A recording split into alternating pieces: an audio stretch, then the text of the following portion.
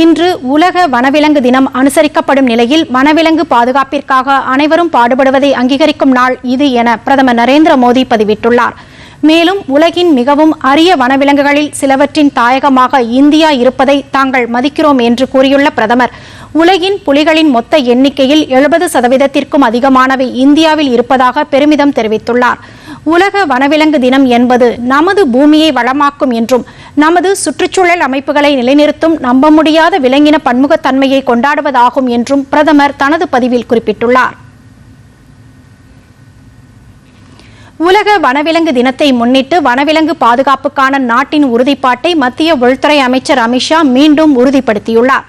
அவர் வெளியிட்டுள்ள பதிவில், இந்தியாவின் காலத்தால் அழியாத நெறிமுறைகள் இயற்கையுடன் இணக்கமாக வாழ்வதை கற்பிப்பதாக கூறியுள்ளார்.